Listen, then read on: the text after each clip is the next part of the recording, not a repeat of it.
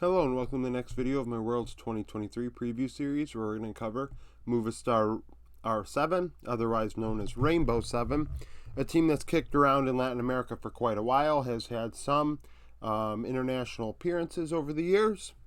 Their most recent appearance was actually for MSI 2023, an upset win over GAM Esports in that one, a very, very surprising upset over the VCS champion, and then would lose the 4 games that would follow.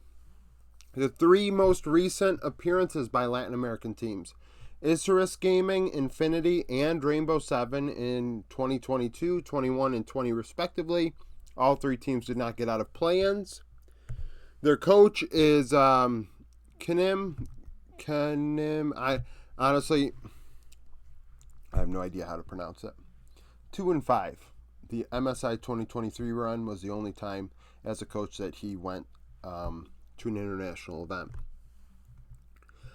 This team has some interesting players on it, to say the least. I am somebody that thinks pretty highly of Bong, a Korean import, dominated the Turkish league in 2022, and then this year in Latin America has actually not been as good as I thought he'd be.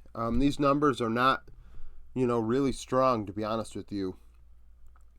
4.6 KDA, 7.6 CS per minute, 62 2 KP, so very facilitator oriented, over 3 out of every 5 kills and giving up a little bit of farm. 401 gold per minute, which is about 20.5% of the team's gold. 523 damage per minute, about 21% of the damage. 10 solo kills in 27 games. And then in lane, he's pretty even. Only up 25 gold, down 4 CS, and down 25 XP. Played 9 champions in 27 games. That's regular season and playoffs. Like I said, these numbers are not surprisingly oppressive. And I thought that he would dominate and make the other top laners in Latin America feel oppressed because he was so good, and it just hasn't really formulated. And then at MSI, which was his first international appearance, his first real games against major region players, he struggled. A 1.4 KDA, 7.4 CS per minute, 46.5 KP, so less than every other kill. And then his farm sucked. 350 gold per minute, 455 damage per minute, 5 solo kills in 7 games, so he did find a way to be aggressive. However, in lane, he got absolutely smoked. On average, down 950 gold, 19 CS, and 390 XP. Yeah, and that was this past MSI, going 2-5. He's 22 years old. The average age of this team is 22 years old, so the youngest team we've went over thus far. That was his first appearance, right? So hopefully this Worlds he'll be better. I imagine he will be, because of growth. Let's just say it that way. The veteran on the team, Oddie, in the jungle, one of the most noteworthy Latin American junglers over the years. 26 years old. This past split put up pretty solid numbers. 5.9 KDA, 5.4 CS per minute, 70.8 KP. Very dual threat, facilitator, and carry oriented if necessary. 348 gold per minute, 18% of gold. 342 damage per minute, 14% of damage. 2 solo kills in 27 games. However, at 15 minutes, he is not opening up leads. I just talked about this in Steel's video that I gave you yesterday, or DFM, in About Steel.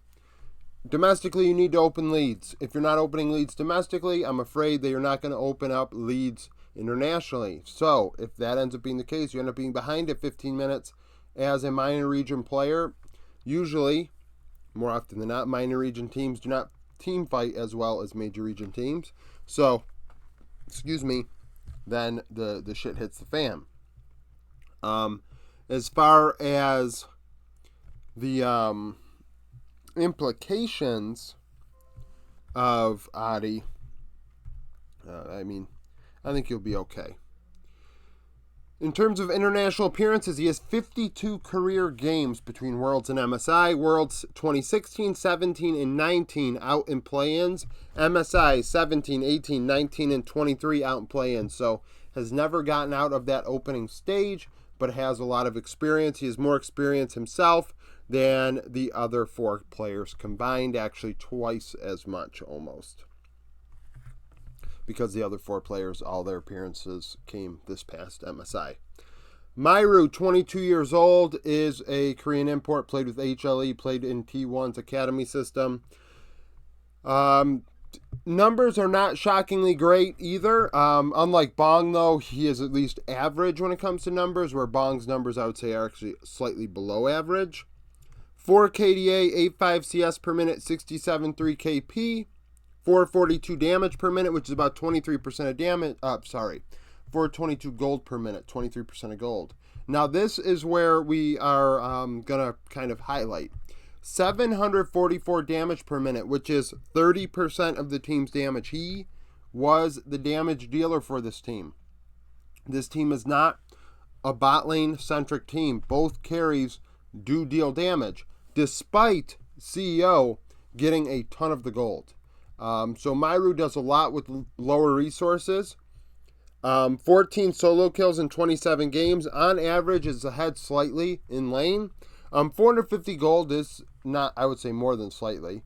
The CS is 4 and XP 240. I mean, that's a slight lead, but 450 gold, I mean, every game that he goes even, he's up 900 gold, which is an item, a key component.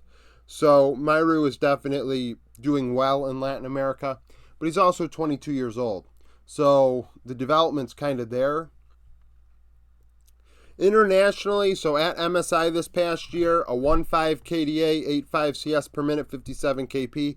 You're going to find that with this team, a lot of their kills were kind of on their own. They weren't doing it as a bunch very often. It wasn't team fight oriented. And they died a lot. 373 gold per minute, 597 damage per minute. On average, though, was opening up leads. 75 gold, but 8 CS and 195 XP. So against, the teams he played in those 7 games, he was finding a way to get ahead. And we'll see if he can do that again at Worlds and take those leads to the mid to late game and deal that 750 DPM that he dealt in Latin America. And maybe they can take more games. I'm going to say this. I am not overlooking this team like I did at MSI, where I thought for sure they were going to be the worst team at the event. I think that they deserve a little bit more credit than that after their surprising win over GAM Esports. CEO, 19 years old, a very young player, a young star in the making, in my opinion. His numbers, once again, were outstanding in Latin America this past split. 6.6 KDA, 10.1 CS per minute, 70.7 KP. They fight around him. They give him the resources. 500 gold per minute, which is nearly 26% of the team's gold. When you get near that 26% mark, it is very clear what the intentions are for the team when it comes to gold distribution. 715 damage per minute, 28.7%. So slightly less than Mireu. You'd like him to deal more damage given the resources. And at 4 solo kills. And at 15 minutes on average, up 105 gold, 5 CS, 150 XP, 8 champions, 27 games. So not opening up massive leads in the laning phase, but in the mid to late game, he is getting all the resources. So he needs to do more with those, because it's clear that Mireu is the one doing the heavy lifting with less help. Internationally, CEO had a 1.6 KDA, 8.8 CS per minute, below 60 KP. 395 gold per minute, 510 damage per minute, so got pushed away from any chance of getting gold at MSI. 3 solo kills, and on average did struggle in lane, down about 850 gold, 8 CS, and up 100 XP. So didn't find an opportunity to get much CS, therefore not a lot of gold, and not the items to deal damage. And at 15 minutes, down quite a bit. So he does need to be better, but we have to also keep in mind, like I said with Bong, Outside of Oddie, all these players, that was their first time against major region teams. Lions at support, 21 years old, 4.9 KDA, 74 2 KP, 317 vision score per minute. On average, places 8 to 9 vision wards every 5 minutes, a control ward every other minute, and clears about 2 wards every 5 minutes. 10 champions in 27 games. At the event, MSI, a 1.6 KDA, 63 2 KP, 254 vision score per minute, placed about 7 to 8 wards, close to 8 wards every 5 minutes.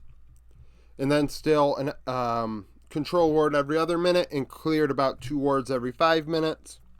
So slightly less wards placed, significantly less vision score. It makes sense. They beat GAM, but at the same time, they weren't as strong as they were domestically. I think that's fair to say.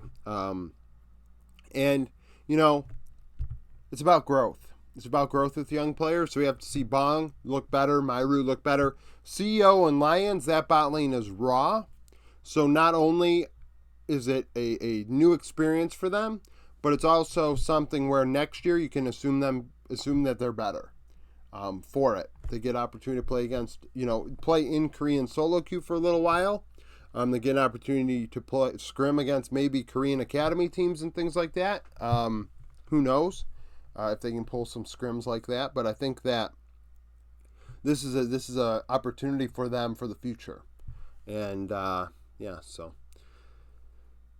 that's it for the video. Thank you for watching. If you like the video, like it, subscribe to the channel for daily League of Legends content. Follow me on Twitter, join the Discord, become a YouTube supporter, and I hope to see you again tomorrow.